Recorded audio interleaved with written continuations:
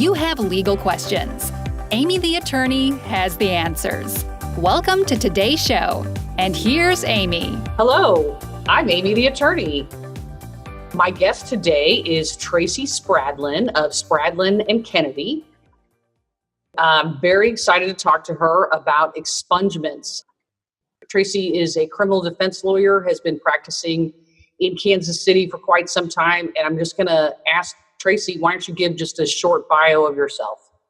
Sure, yeah. So as you said, Aimee, my name's Tracy, and I am a criminal defense attorney here in the Kansas City metropolitan area. I'm licensed in both Missouri and Kansas, and while we do mostly criminal defense work, with some of the improvements in the Missouri expungement statute, we've been doing a lot more expungements. And the purpose behind the expungement statute was to increase the availability of job opportunities for Missourians, while also helping them clear up their record if they've had a significant period where they have no longer had any convictions, they've shown that they've turned their life around, and they should be rewarded for that in the eyes of the legislature. Okay, so let me first ask, what is an expungement? So an expungement is when you ask the court, the circuit court in the jurisdiction where you received conviction, to seal or expunge, for better terminology, all of the records, including the arrest, the charge, the conviction, and any subsequent, whether or not it resulted in a license suspension to your driving record, or if you had any probation records that followed that. My job is to make sure that all of those records become sealed so that you can appropriately answer on any employment applications or any school applications that you have not been convicted. So the point of the statute is to take you to the point you were before you ever pled guilty to that charge. Now, there are some restrictions as far as any kind of licensing with nursing is a really good one. So some occupations would still require you to disclose that, but I've still found in my experience that it still helps to be able to say that those have been expunged, even if you have to disclose them. But for the majority of other employment opportunities, you can truthfully answer no, that you've not been convicted once you've officially received that expungement. All right, why do people want to get their record expunged? So the number one reason is jobs. They are getting held back, or it keeps popping up on employment background checks. Other reasons are, I want to go back to school. I want to, it's always been hanging around and I feel like I can't get past it. I get a lot of people that have moved out of state and this is still popping up while they're trying to get, licenses in other states for various things. So mostly it's job related. Every once in a while, somebody, needs something cleared off their driving record, things like that. These statutes are great for people who, when they were a kid, they got in trouble, they had a drug possession charge, and then they changed their life, but now this is haunting them. They can't get, they can't get grants for school, they can't get moved up in their job, things like that. These are perfect for them. But one of the saddest things I have to do is tell people that they aren't eligible, or that I don't think that they'll be able to get the expungement.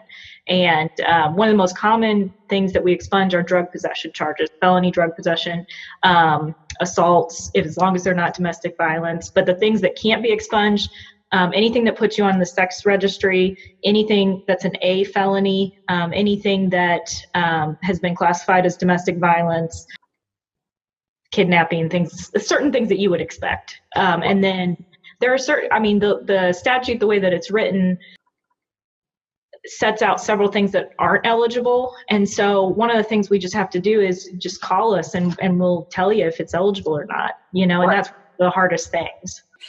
If somebody is coming to see you or talk to you on the phone, what are 3 questions that person who has this felony on their background should be asking you? What are the 3 questions that people, need to ask somebody that they're going to hire for an expungement?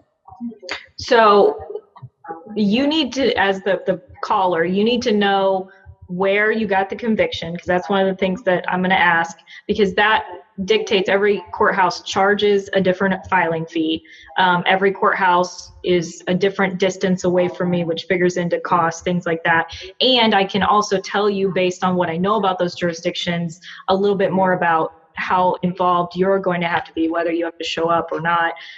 So where you got the conviction also helps us find records if we need to, because we need to know the date you were charged. We need to know who arrested you, because that's an agency we want to add. We need to know when you pled guilty, and we need to know when the case was fully resolved, because your 3 years or your 7 years doesn't start running until the date that the case was closed. Now, if it was something where you just paid a fine, it happens on that day. If it was something where you're on probation, then we need to wait until we get the date that your probation was closed out.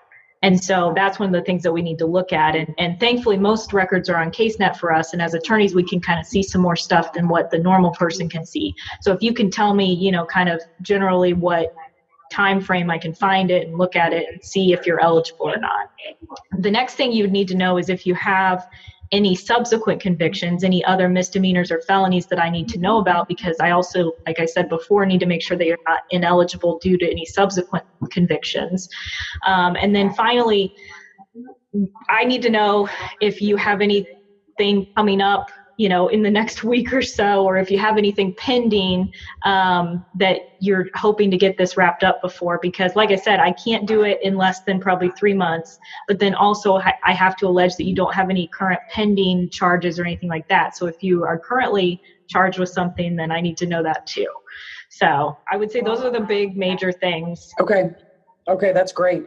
Hey, so when can someone get their record expunged? If I have just gotten off parole a week ago, can I come into your office and get whatever I was paroled off the record? No, it doesn't work like that. So like I said, for you can get unlimited infractions, and those are generally municipal court fines, things like that. You can get unlimited amounts of those expunged. Ordinance violations and misdemeanors, you can get 2.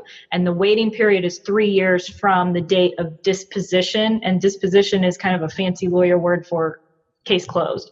Right. And case closed doesn't mean the last time you were in front of a judge. It means the last time you maybe had your probation visit where they closed out, or if you had to do community service when that was all done, or when your diversion was up, things like that. So that's why we have to do a really good job, because we don't want to file it and then find out you aren't eligible, and then to have it get rejected or dismissed and you can't file it for another year, if that makes sense. Okay, it does. All right, so what about felonies? You gave me misdemeanors is 3 years? Yeah, so felonies is 7 years. So it would be 7 years from the date that your case was closed out, and your case is not closed out until you get done with probation or parole. So right. 7 years from that date. What about, you use the term habit and conduct, and we have talked about criminal conduct, traffic tickets or whatever else after the original incident. Are there any other factors in habit and conduct that either are outlined in the statute or are part of sort of expungement law?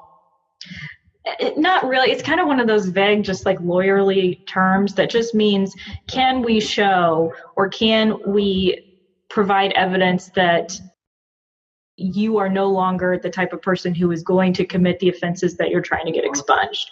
So if it was a drug possession charge, can we show that you've had a clean record for the last 7 to 10 years? One of the things that I like to do when I have my clients come up is we put you under oath and we go through and you testify that everything I've alleged in the petition is true, but then I just ask you about why you're trying to get this expungement. And you can tell the judge, like, I've been, working at the same job for 10 years and I haven't been able to move up because every time they want to promote me to management, I have this. And so things like that show that you've been employed for a long time, or you have children, or, what you've been doing in the time since you had this conviction that has made a substantial impact on the way your life is going. And so those are the kind of things we just generally will ask. Every once in a while, we might bring a character witness if it's one of those things where we think we might need it. And then you can have somebody else attest to, how you are living day to day and that you're no longer a threat to the safety of the public and that your habits and conduct have changed. Okay, that's great. Okay, so let me ask you, this is a this is somewhat of a lawyerly question. Is there anything I'm missing that I didn't ask you about expungements that you should tell me about expungements right now? Well, I will just say that there are a ton of things that are eligible, but there are some very common things that are ineligible that people call me about all the time. I have a lot of people that want to get like forgery or domestic violence cases. And domestic violence, unfortunately, is one of those situations where a lot of people have been convicted and potentially some of them are way more serious than others. And some of them maybe just by virtue of them just pleading guilty to get it over with, maybe they wouldn't have been convicted otherwise, but I can't do anything about those. I can't do anything about subsequent DWIs after your first one. And I get a lot of calls about that. So I hate telling people bad news and giving them, that I can't get something expunged. And the other thing is I might be able to get something expunged, but you have 2 other felony convictions. And so the question is, do you want to spend the money having that expunged and still having these other 2 felonies? Is it really going to make that much of a difference for you? So, and those are the conversations that we should have whenever you call, because it may never, getting this one conviction expunged may not change anything for you in the long term. All right, so if you want to reach Tracy about an expungement, please click the number on the screen. It's also in the text below the video and will be in the transcript of the video. She would love to hear from you. Obviously, somebody that is very personable and willing to give a free consultation. She'll take time out of her day to examine whether or not you're eligible for this expungement and what it can do for you, and then possibly what the challenges are for you getting expunged.